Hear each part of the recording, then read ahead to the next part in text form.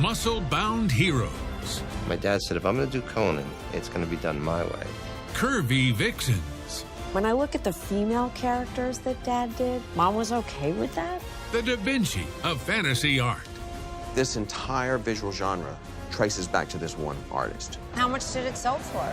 About $1.1 million. But when he's gone, a real battle takes shape. How bad did it get? I'm not close to my brother anymore. Even today, we don't talk. Can the next generation save the family and its fortune? I think I was like their last hope. My grandfather deserves to live on, and what better place than Comic-Con?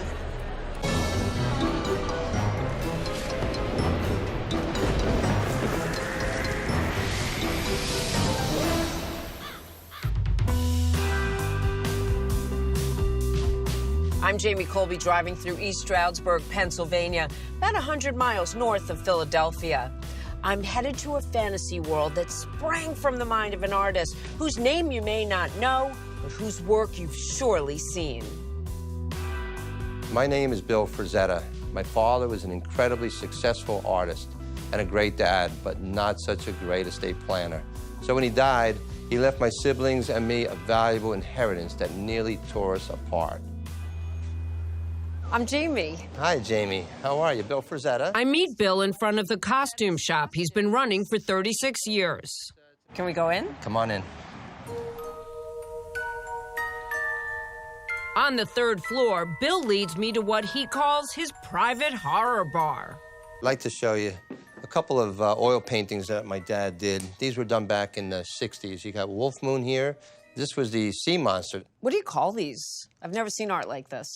This is science fiction art, fantasy art. The true story of this fantasy art begins in the Sheepshead Bay section of Brooklyn, New York, where Frank Frazetta is born in 1928. What do you know about his childhood? He loved sports, loved playing stickball, and he loved the streets of Brooklyn. When he's not playing ball, little Frank enjoys drawing and coloring. From the time he picked up a crayon, it was just a God-given talent. Holly Frazetta Taylor is Frank's eldest daughter. His grandma would give him a penny every time, and he would draw on toilet paper. Whatever there was he could find, he would draw on it. In grade school, Frank shows off for classmates by sketching his favorite comic book heroes. One of his teachers actually got mad at his father. Why aren't you doing something with this boy? They couldn't believe how good he was. And that's when they put him into art school. So young Frank studies pencil sketching, oil painting, and watercolors. But when the art school shuts down, Frank, now 16, strikes out on his own. He creates this original comic story about an axe-wielding snowman. His work's good enough to land him a job at a bustling comic strip production house in Manhattan. Frank gets his snowman comic published, his first year in the biz. He was very versatile. He could do realistic war stories, crime stories, he could do westerns. In 1952, a neighborhood cutie with a comic book name, Ellie Kelly, takes an interest in the 24-year-old artist. And who can blame her? With this physique, the kid could have been his own model. They get married in 1956. They had movie star good looks, both of them. They were really, really handsome couple. With, in due course, 4 gorgeous kids, including Holly and Bill. The great thing about being an artist, you can work from home. He loved playing with us all the time and drew at night, a lot of times when we'd go to bed. Frank contributes to big-name titles like Buck Rogers and Flash Gordon. Then as a ghost illustrator on the weekly strip, Lil Abner. And it was a really good paycheck for the day. But he just got tired of doing the same. There was no creativity in it, and he just wanted to do something else. So Frank leaves his salary job with Lil Abner in 1961 and takes a shot at freelancing. Banking on his reputation, he waits for the phone to ring. It doesn't. Wow, what happens when you have kids at home and you go from being very successful with a nice paycheck to nothing? Mom was furious. I'm sure there was a lot of fighting going on. But, you know, I mean, then it turned around. What happened next? He did an ad in a Mad magazine. On the back cover of Mad magazine, Frank creates a parody ad for a men's shampoo called Blech. featuring the famous Beatle, Ringo Starr. That nice full head of hair that Ringo had, big full lips, the nose was, everything was a little over-exaggerated. That was Mad Magazine. That was. Somebody in Hollywood saw it and loved it and immediately hired him to start doing movie posters. Frasetta's first go is this poster for the 1965 comedy What's New, Pussycat?, starring Peter O'Toole and Woody Allen. It's a hit. Dozens more follow, including Hotel Paradiso and The Secret of My Success. The movie posters started really setting his career off. Next thing you know, Frank is creating a new world of barbarians, blades, and babes. Many we wouldn't think of airing on a family program. He brought the sex and violence of the pulps of his youth to a whole new level. The most bruising fight, however, won't be fought on Frank's canvases, but over them. How bad did it get? This whole story, it brings back a lot of bad memories. That's next. But first, our Strange Inheritance quiz question. Which iconic movie bikini was inspired by Frank Frasetta's work? Raquel Welch's in 1 Million BC, Carrie Fisher's in Return of the Jedi, or Halle Berry's in Die Another Day? The answer after the break.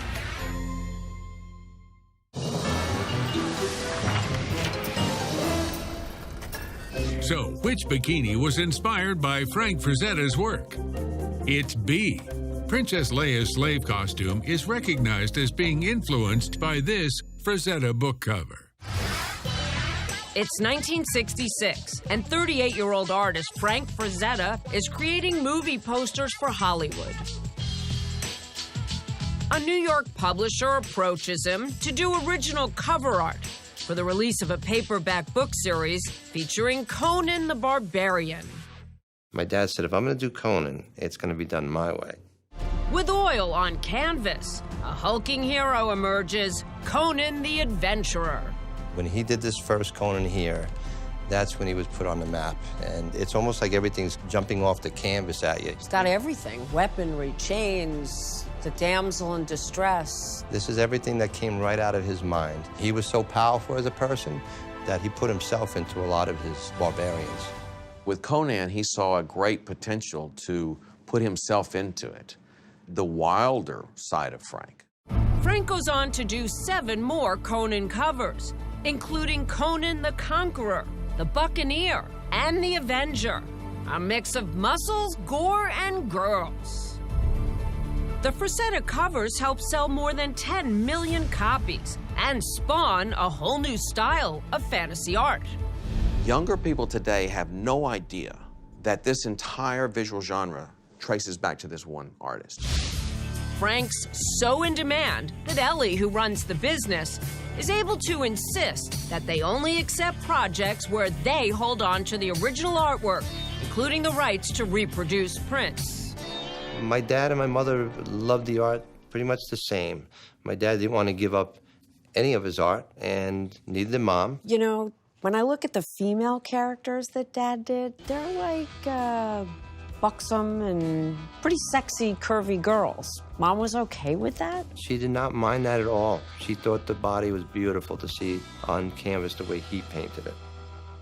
In 1971, Frank decides to pack up the family in Brooklyn and head to the country for some space and serenity.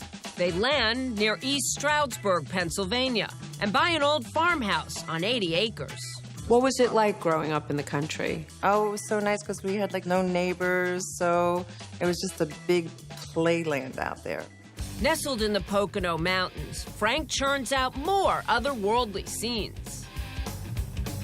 His influence keeps creeping across American culture. TV series like Battlestar Galactica commission his work for their advertisements. And in 1983, his art hits the big screen in the animated adventure film Fire and Ice. Then in 1986, the Army 3rd Corps, nicknamed the Phantom Warriors, adopt his death dealer character as their symbol.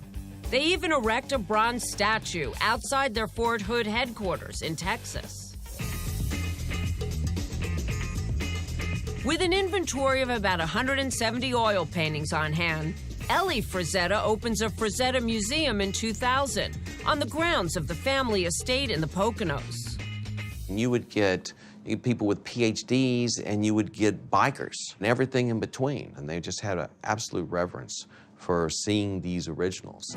But Frank's professional career comes to an end when in his late 60s, he suffers a series of debilitating strokes. It was horrible. I lost part of him. It was never the same. You know, not being able to get the right words out and speak, and it would frustrate him. Then Frank's wife of 53 years loses her battle with cancer. In 2009, Ellie Frazetta dies at 74. But even as the family mourns Mom's death, a feud begins brewing. It will flare up into a fight as fierce as anything on Frank's canvases. Billy called, and he's like, oh my gosh, the alarm's going off at the museum. What happened? That's next. Here's another quiz question for you. Who used Frank Frazetta's The Brain as an album cover? Kiss, Nazareth, or Meatloaf? The answer when we return.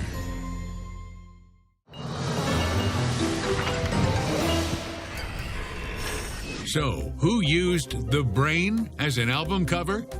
It's B, Nazareth. The group's 1977 release, Expect No Mercy, was one of many albums that featured Frazetta's work.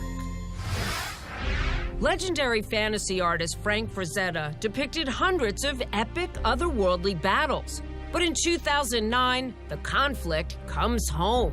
After his wife's death, and with Frank recovering from a series of strokes, his kids begin feuding over the rights to his valuable paintings. Did Mom leave instructions of what she would want to happen to Dad's art if she passed? I wish I could say yes, but she didn't. She really kind of left us a little clueless. There was no communication going on amongst us. It was a really bad, dark, dark time. For more than a decade, Bill and Holly's older brother, Frank Jr., who declined to be interviewed for this program, had been working with their mother, running the Frazetta fantasy empire.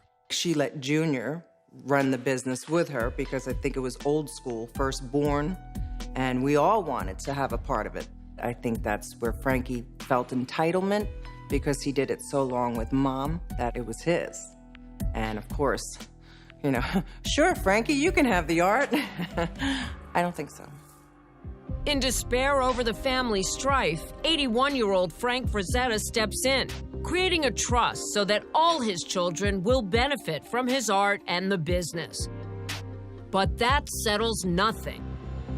How bad did it get? Well, there's so much I could tell you. I could make a movie out of this. On December 9th, 2009, Bill receives a phone call from a security company. The alarm had been tripped at his father's museum. As Bill drives onto the scene, he comes upon his older brother, Frank Jr., leaving the museum in his truck, pulling a trailer. He was coming towards you? Coming towards me. What'd you do? Put a stop to it. How? Blocking him. I kind of met him head on. It was just a tap, but enough for me to wave to him, you're not going nowhere. Police look inside the trailer and discover that Frank Jr. took about 90 paintings from the museum. He's arrested and charged with burglary and trespassing. It was just a tough time in my life, I'll tell you. But really hard to tell your dad, too. It was. It's hard sometimes to talk about it because, you know, I'm not close to my brother anymore, you know, and we don't talk. And family's supposed to be everything. And it's just sad when things fall apart. Frank Jr. claims his father gave him written instructions to remove the paintings from the museum. My goal is to hopefully get my father back in control to protect him, and that's all simple as that. I love my father dearly. I wish I could see him. It's painful for any father to go through something like this, you know. But once again, hopefully, somehow we can work things out. Charges are eventually dropped by the family. 5 months after the incident, Frank Frazetta Sr. dies of a stroke. He's 82. The pouring out of the fans, it was overwhelming. I knew how much he inspired millions of people out there. He was a gift to all of us. In In the months following his death, the Frazetta family infighting only intensifies. Each sibling has a different idea of how to capitalize on their father's lucrative legacy. Tension was very thick. Sarah Frazetta Taylor is Frank Frazetta's oldest grandchild and Holly's daughter. There was a little bit of rivalry between the boys and the girls because of different beliefs on how the art should be handled. What was the issue with each one? There was no way that all 4 siblings could agree to do a business together, licensing, merchandising, selling the artwork. In July 2010, with legal costs mounting, the family decides to sell one oil painting, Conan the Destroyer. The private sale brings in $1.5 million, a record price for fantasy art.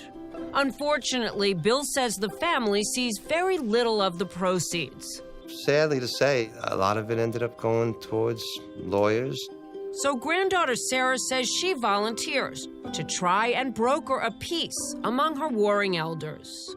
I wasn't a lawyer, and I think I was like their last hope to some kind of resolution. What made you want to get involved in what had become a real family mess? I've always been a natural mediator. I've always seen both sides of every argument, and I could remain neutral. The assumption was always they'd keep the collection together. But maybe it's best for Frank's kids to divvy up the 160 artworks equally. What's step one? There was a lot of confusion. How do you split pieces of art that are worth so much money, and how do you even put a value to them? Sarah consults with each family member individually. Using a tier system, the heirs take turns picking their favorites, from the high-end Conan and Death Dealer oil paintings all the way down to lesser-known pen and ink drawings. How'd that go? Well, the process caused me to be in extreme adrenal fatigue because of so much stress. So if the picks were conflicting and they both wanted the same thing, that's when there would be a little bit of turmoil and we would have to decide what was fair. When the dust settles, each Frazetta heir walks away with about 40 artworks, including oil paintings, pencil sketches, and ink drawings. No one wanted to fight anymore. That was the truth of it. Were you satisfied? I was very satisfied because the pain wasn't worth what we were going through. Now everyone's free to do as they wish with their strange inheritances. Hold them, hang them, even sell. And they know just where the buyers are. Tell me about the deals that you've done for the family. What's your strange inheritance story? We'd love to tell it. Send me an email or go to our website, strangeinheritance.com. Now, back to Strange Inheritance. It's 2016, and Frank Frazetta's catalog of 160 art pieces has been split up among his 4 children. The epic family feud has subsided, so Frazetta's heirs can really find out what it's all worth.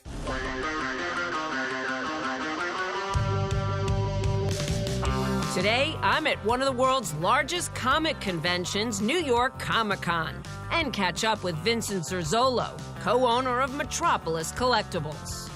He tells me that Frazetta's art is still influential, popular, and very valuable. This is spectacular. What's this one called? This is called Warrior with Ball and Chain. Tell me about the deals that you've done for the family. One of the pieces I recently sold was the painting called Spider-Man. And it's not the Amazing Spider-Man, it's a barbarian killing a spider. And we recently sold that for $350,000. I've also sold the Battlestar Galactica painting for about $150,000. Then there's Frank's 1974 piece, At the Earth's Core, sold by Holly Frazetta Taylor through Heritage Auctions. And how much did it sell for? About $1.1 million. Another recent sale, Bill Frazetta's Sea Witch, brings in $750,000. The next generation of Frazettas, meantime, is promoting their grandfather's work. What are you doing exactly with your mom now? Well, 5 years ago, we decided that we were going to start Frazetta Girls LLC. We're making tons of different prints, like canvas prints, textured art prints, patches, pins. Just my goal is for everyone to know who Frank Frazetta is, the godfather of fantasy art. At a booth here at Comic-Con, I meet with Danielle Frazetta, Bill's daughter and Sarah's cousin. She too runs her own business, selling her grandfather's art. Do younger people recognize this as a Frazetta? Either they know who he was and they're just like, this is the master, or they don't and they're just like in complete awe. What is your dad's legacy? Just being the greatest fantasy illustrator that ever walked the face of the earth. I think he's going to be remembered as someone that just touched the world with his art. The family tells me that amid the fighting and bickering over the division of their father's art, one piece stood apart, his self-portrait. Back in 1962, frustrated and unable to find work, 34-year-old Frank channeled his anger and put it to the canvas. What emerged was a portrait of determination, a precursor of his success to come. Today, Holly Frazetta owns the original portrait, and she guarantees it's one that will never go up for sale. I'm Jamie Colby. Thanks so much for watching Strange Inheritance. And remember, you can't take it with you.